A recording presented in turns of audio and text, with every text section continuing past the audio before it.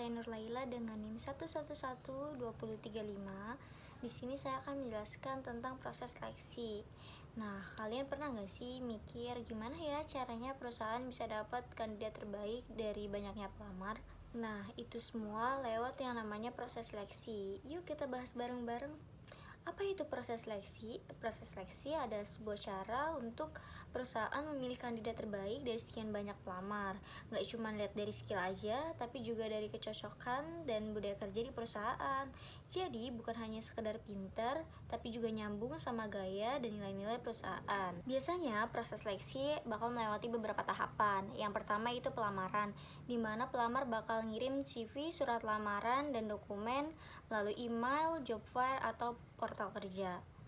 Yang kedua yaitu penyaringan awal, di mana nantinya HR bakal seleksi dokumen kamu. Siapa yang nggak sesuai itu bakal disaring. Jadi tahap ini buat ngefilter yang nggak memenuhi syarat dasar. Yang ketiga yaitu ada wawancara. Wawancara itu ada dua jenis. Yang pertama yaitu wawancara dengan HR buat ngobrolin gimana soal kamu, motivasi, dan komunikasi. Yang kedua yaitu wawancara teknis sama user atau orang yang nantinya bakal kerja bareng kamu buat ngetes skill kamu juga. Yang keempat yaitu tes psikologi. Tes ini digunakan untuk tahu gimana kepribadian kamu dan potensi kamu secara objektif. Yang kelima yaitu pemeriksaan referensi, di mana perusahaan ini bakal tanya-tanya ke perusahaan sebelumnya gimana sih rekam jejak kamu dan etos kerja kamu di sana.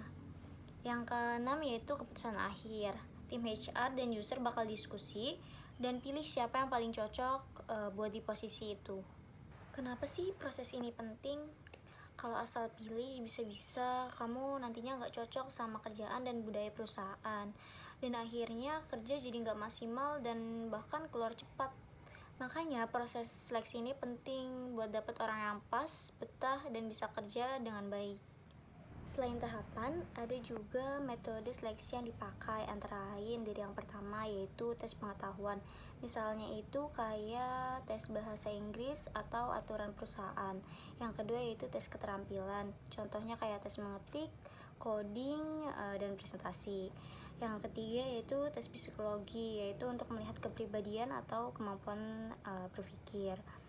Yang keempat yaitu wawancara, biasanya tanya tentang pengalaman, sikap, dan gimana kamu menyikapi suatu situasi tertentu. Yang kelima yaitu assessment center, kayak misalkan simulasi kerja nyata, kayak role play atau diskusi kelompok.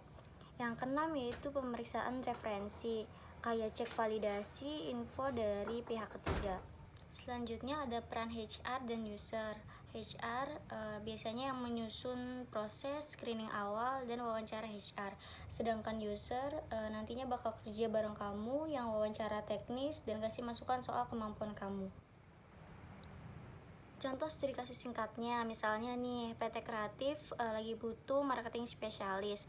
Mereka dapat 100 lamaran. Dari 100 itu HR bakal pilih 20 orang yang lolos sesuai CV mereka. Dari 20 orang itu bakal diwawancara oleh HR dan yang lolos nantinya tinggal 10. Dari 10 orang itu bakal dites skill dan tes psikologi. Dan pada akhirnya yang lolos cuma 2 orang. Dari 2 orang itu tim bakal cek referensi dan pilih 1 orang yang gak cuma jago tapi juga cocok sama budaya perusahaan. Nah, orang itu yang nantinya bakal diterima.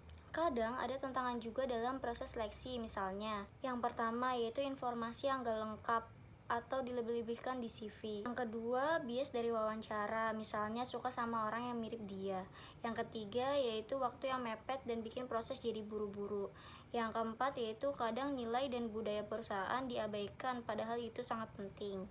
Jadi, proses seleksi itu bukan cuma cari orang yang pinter, tapi juga cocok sama perusahaan supaya kerjanya lancar dan suasana kerjanya asik.